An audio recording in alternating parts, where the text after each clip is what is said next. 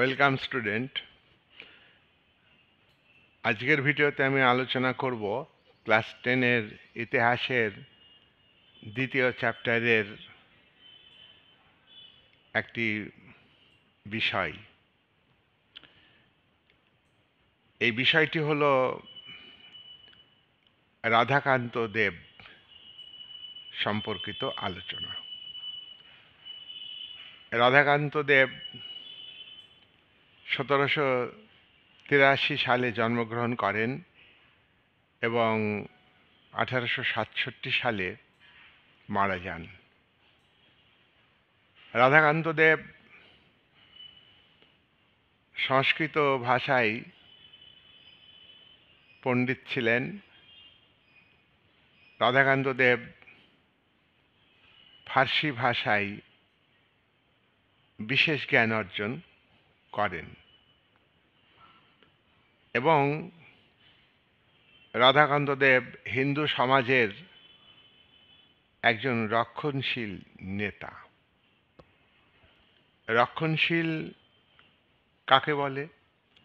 রক্ষণশীল হলো তারাই যারা রক্ষণশীল হচ্ছে সমাজের পরিবর্তন না চাওয়া, সমাজের প্রগতি না চাওয়া, সমাজ যে অবস্থায় আছে, সমাজে যে সামাজিক রীতিনীতি প্রথা যেটা চলে আসছে, খারাপ হলেও সেটাকে বজায় রাখা, এইটাই হলো রক্ষণশীলতা। রাধাকান্ত দেব রক্ষণশীল হিন্দু সমাজের নেতা, মানে হচ্ছে হিন্দু সমাজের একটা অংশ যারা হিন্দু ধর্মের আগে থেকেই যে প্রচলিত প্রথা আছে, রীতিনীতি আছে, আচার আচরণ আছে, সেগুলিকেই তারা ধরে রাখতে চান। তারাই হলো রক্ষণশীল। কিন্তু যেগুলি আছে তার মধ্যে কিছু ত্রুটি বিচ্যুতি থাকতে পারে। সমাজ গতিশীল, পরিবর্তনশীল। এই পরিবর্তনশীলতার ক্ষেত্রে নতুন নতুন বিষয় আবির্ভাব হয়, আর নতুন বিষয়গুলিকে গ্রহণ করতে হয়, আর গ্রহণ করাটাই হলো প্রগতিশীল দৃষ্টিভঙ্গির লক্ষণ। হিন্দু সমাজের রক্ষণশীল যারা, তাদের নেতা ছিলেন কে? রাধাকান্ত দেব। আর রাধাকান্ত দেব পাশ্চাত্য শিক্ষার পক্ষে ছিলেন। পাশ্চাত্য শিক্ষা মানে পশ্চিমী শিক্ষা, ইংল্যান্ডের শিক্ষা। বিশ্বের পশ্চিম দিকে ইংল্যান্ড অবস্থিত, ব্রিটেন অবস্থিত। এই ব্রিটেনের ভাষা হলো ইংরেজি ভাষা। তারা ভারতবর্ষে শাসন করছে। এই যে 1783 থেকে 1867 তার জীবনীকালে আমরা দেখব যে কোম্পানি সরকার ভারতকে শাসন করছে। আর 1858 থেকে 1867 এই যে সময়টা, তখন ব্রিটিশ সরকার ভারতকে শাসন করছে। সুতরাং ব্রিটিশ শাসনকালে ভারতবর্ষে ইংল্যান্ডের যে ভাষা, ইংরেজি ভাষা, সেই শিক্ষাই হচ্ছে পাশ্চাত্য শিক্ষা। এই পাশ্চাত্য শিক্ষা ভারতবর্ষে চালু করতে হবে। এক্ষেত্রে অনেক বিতর্ক দেখা দিয়েছে। আমি একাধিক ভিডিওতে তোমাদের আলোচনা করেছি যে পাশ্চাত্য শিক্ষার পক্ষে কেউ কেউ পাশ্চাত্য শিক্ষার বিপক্ষে, কেউ ভারতীয় শিক্ষার পক্ষে, আবার কেউ পাশ্চাত্য শিক্ষা বা ইংরেজি শিক্ষা এবং ভারতীয় আরবি, ফার্সি, সংস্কৃত শিক্ষা উভয়ের মধ্যে সমন্বয় সাধন করা, দুটোকেই গুরুত্ব দেওয়া, এই মত আছে। রাধাকান্ত দেব পাশ্চাত্য শিক্ষার পক্ষে ছিলেন। রাধাকান্ত দেব নারী শিক্ষার পক্ষে ছিলেন। ওমেন্স এডুকেশন, নারীরা সমাজে অবহেলিত ছিল, আজও অবহেলিত আছে, কিন্তু তখন নারীদের মধ্যে শিক্ষার প্রসারের বিষয়টা ছিল না। নারী অর্থাৎ কন্যা সন্তান হলেই একটা সে ঘৃণিত, পুত্র সন্তানের মতো সে সম্মান মর্যাদা পাবে না। পিতামাতা পুত্রকে বেশি ভালোবাসত, কন্যাকে খারাপ চোখে দেখত। রাধাকান্ত দেব এই নীতির বিরোধী ছিলেন। তিনি বলেন যে পুত্র সন্তান এবং কন্যা সন্তান উভয়ই সমান, উভয়ই ভালো।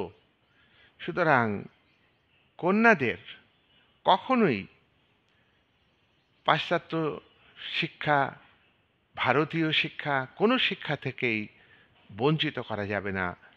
নারীদের লেখাপড়া শেখাতে হবে। নারীদের লেখাপড়া শেখালে সমাজের উন্নতি হবে, প্রগতি হবে। সুতরাং নারী শিক্ষার পক্ষে তিনি যুক্তি দেখান। চিকিৎসাবিদ্যা, মেডিকেল সায়েন্স, এই মেডিকেল সায়েন্সের যে শিক্ষা, এডুকেশন, তার উপর রাধাকান্ত দেব গুরুত্ব আরোপ করেন। সুতরাং আমরা দেখলাম রাধাকান্ত দেব পাশ্চাত্য শিক্ষার পক্ষে, নারী শিক্ষার পক্ষে, চিকিৎসাবিদ্যা শিক্ষার পক্ষে। রাধাকান্ত দেবের পিতা গোপীনাথ, গোপীমোহন দেব, গোপীমোহন দেব তিনি হিন্দু কলেজের পরিচালন সমিতির সদস্য ছিলেন।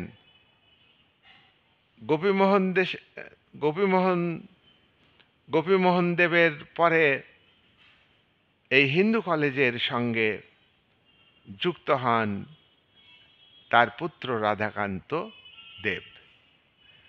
রাধাকান্ত দেব হিন্দু কলেজের পরিচালন সমিতির সঙ্গে যুক্ত ছিলেন দীর্ঘ ৩২ বছর ধরে। ৩২ বছর ধরে, 1818 থেকে তিনি ৩২ বছর ধরে হিন্দু কলেজের সঙ্গে যুক্ত ছিলেন। হিন্দু কলেজে বহু নিয়ম তিনি তৈরি করেছিলেন। রাধাকান্ত দেব ধর্মনিরপেক্ষ এডুকেশন, অর্থাৎ পড়াশোনার যে সিলেবাস, পাঠ্যসূচি, সেখানে ধর্মীয় গোঁড়ামি থাকবে না। সকল ধর্মের মানুষ যাতে এডুকেশন নিতে পারে, সেখানে কোনো রিলিজিয়াস এডুকেশন নয়, একটা সেকুলার একটা ভাবনা এডুকেশনে, সেকুলারিজম, ধর্মনিরপেক্ষতা এডুকেশনে থাকতে হবে, এটা রাধাকান্ত দেব বলেন। রাধাকান্ত দেব শিক্ষকদের সম্পর্কে আলোচনা করেছেন। শিক্ষকদের সম্পর্কে রাধাকান্ত দেব কি বলেছেন? শিক্ষক ভালো করে পড়াবেন।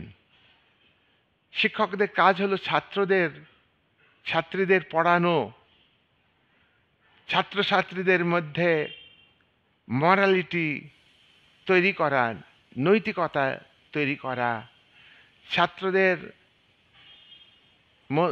ছাত্রদের মধ্যে মরাল ক্যারেক্টার তৈরি করতে হবে, এটা রাধাকান্ত দেব মনে করেছেন।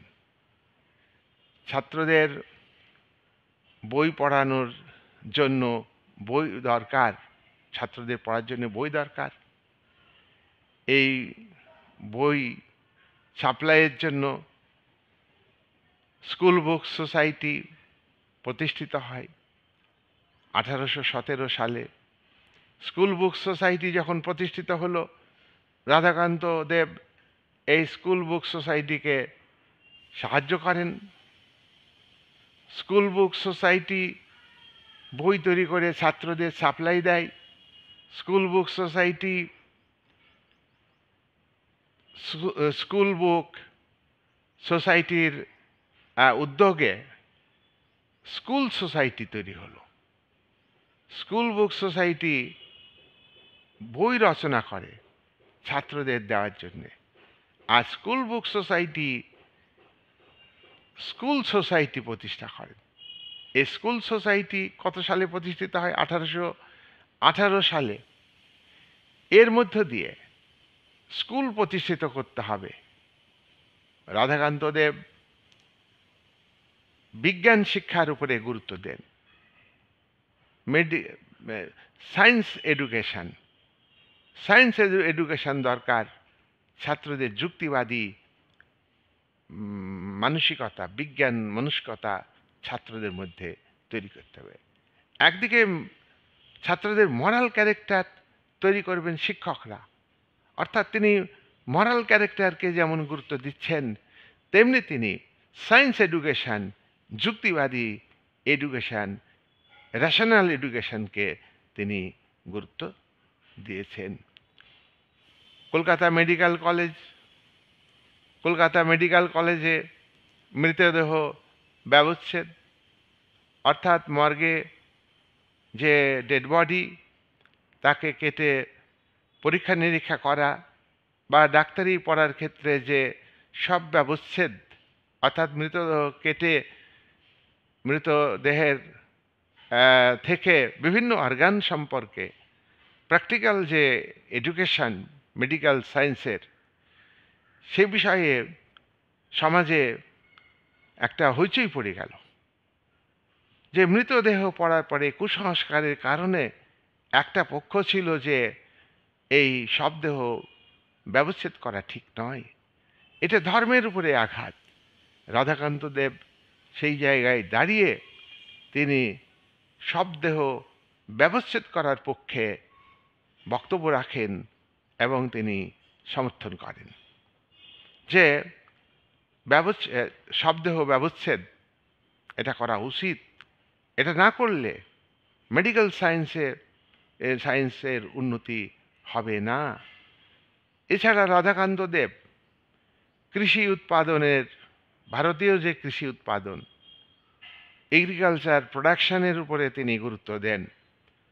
উদ্যান পালন, উদ্যান তৈরি করা, বাগান তৈরি করা, পার্ক তৈরি করা, এগুলো তৈরি করার উপরে তিনি গুরুত্ব দেন।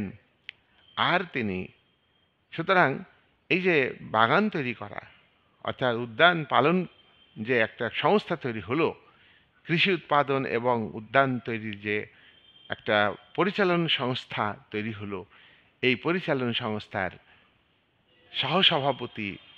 সহকারী সহসভাপতি ছিলেন রাধাকান্ত দেব।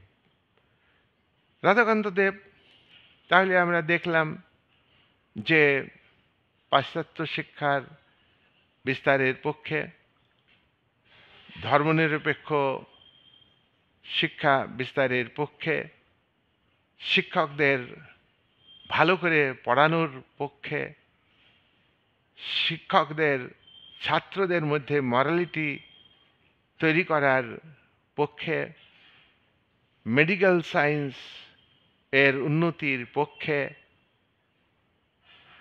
কৃষি এগ্রিকালচার এডুকেশনের পক্ষে, উদ্যান তৈরি করার পক্ষে, এগুলি তিনি গুরুত্ব দিয়েছেন।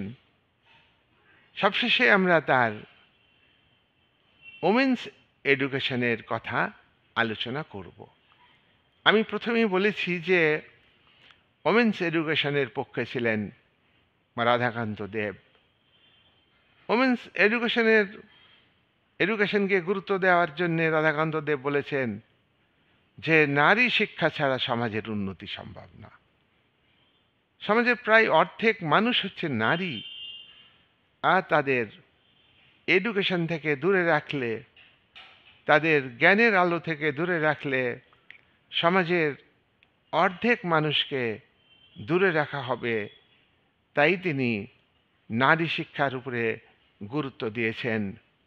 স্কুল সোসাইটির সম্পাদক ছিলেন রাধাকান্ত দেব। স্কুল সোসাইটি, এই স্কুল সোসাইটির সম্পাদক হিসাবে তিনি বিশেষ দায়িত্ব পালন করেছেন। 1853 সালে হিন্দু মেট্রোপলিটিয়ান কলেজ প্রতিষ্ঠিত হয়। 1853 সালে হিন্দু মেট্রোপলিটান কলেজ প্রতিষ্ঠিত হয়। এই কলেজের গভর্নিং বডি, এই কলেজের পরিচালন সমিতির সভাপতি ছিলেন রাধাকান্ত দেব। আর হিন্দু মেট্রোপলিটান কলেজ হচ্ছে ভারতের প্রথম জাতীয় কলেজ। হিন্দু মেট্রোপলিটান কলেজ হলো ভারতের প্রথম জাতীয় কলেজ। ভারতের প্রথম জাতীয় কলেজ কোনটি? Hindu metropolitan college.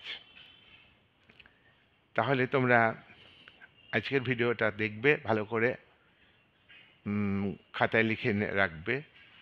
এখানে মূল বিষয়গুলির উপরে আমি জোর দিয়ে বলেছি, একটু খেয়াল করবে, তাহলে ভিডিও দেখে তোমাদের পড়া রেডি হয়ে যাবে। এই বলে আজকের ভিডিওর আলোচনা আমি শেষ করছি।